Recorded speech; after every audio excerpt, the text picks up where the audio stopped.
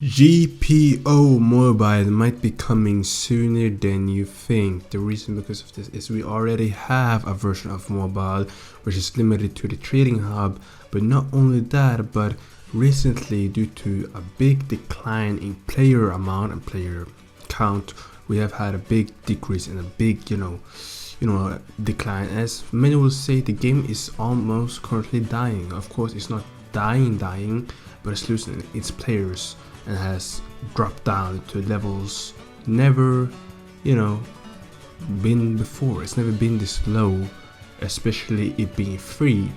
So what I believe the reason this player count dying is, number one, the reason it is important for the mobile coming is because now, in a way, as a last ditch effort to increase the player count, what the owner will do is he will try his best to create a GPO mobile if he's smart, so he can get in a bunch of mobile players, because almost like, I don't know, 90% of people playing Roblox, like 80% or something, I forgot the statistics, but it's like 80 to 90% of people that are on mobile, on Roblox, are playing on a mobile, literally.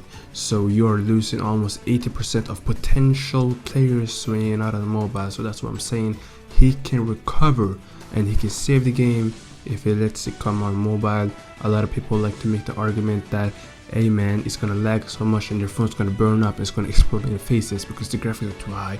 But I say, if he's smart and he adds a mode that removes all the graphics, all like the textures of the game, and makes it look like blocks fruits, basically, literally make it look like blocks fruit, literally no graphics at all, straight, the game looks absolutely horrendous.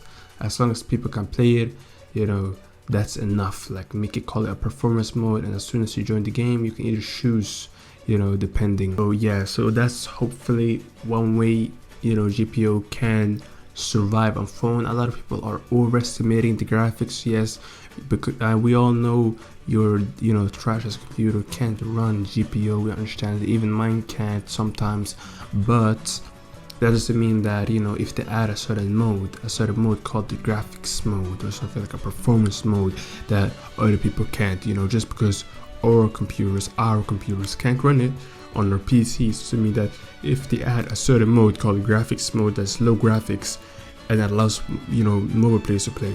A lot of people are saying, oh, but it's not worth wasting the time on mobile players. It is, because the game is dying, and the game dying, if they can't resurrect the game by adding mobile, that means that they won't update the game as fast, because what's the point in updating on dead game? Think about it. So they'll be less inclined. If you had a project, right, think about it like this: if you had a project and stopped making as much money, you will be spending a lot less effort, right, than compared to if you had a project that was running super well and you were reaching high levels of, like, well, you were making a lot of money and blah blah blah blah.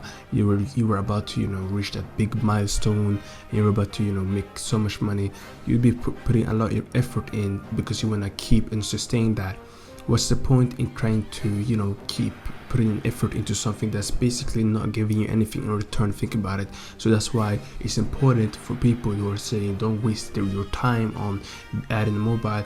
You're just losing players. They should do any tool. The GPO devs should be doing anything in their power to increase the play count. It doesn't matter what they do. Add a mobile, become a wholesale, I don't know, like sell out the entire game, I don't know, like do something, like add a bunch of premium stuff to keep the player count high, I don't know, like do something, because the player count is rapidly declining. I saw it at 16k a couple of days ago. It's insane, and to consider, I used to predict that the game will exceed Blocks Fruits, and Blocks Fruit is at like a 200k daily, 200k players daily, and has worse graphics than GPO. I'd say the combat is worse, and maybe the combat isn't worse, it's preference, subjective, right? But to me, when I see the combat, I don't really think it's as good as GPO. For you, maybe it is, and that's okay, but in my opinion. And so overall, I feel like the content in Blocks Fruit probably is better than GPOs, because GPO is inaccessible. I feel like GPO makes it super hard for new players to enter. It makes it super grindy. They should make the beginnings a lot easier so people can get into the game. If you make the beginning super hard like GPO does it, a lot of people will not only quit because, you know, they're like, oh, this is a huge time investment, I can't do this, you know, it's too much time.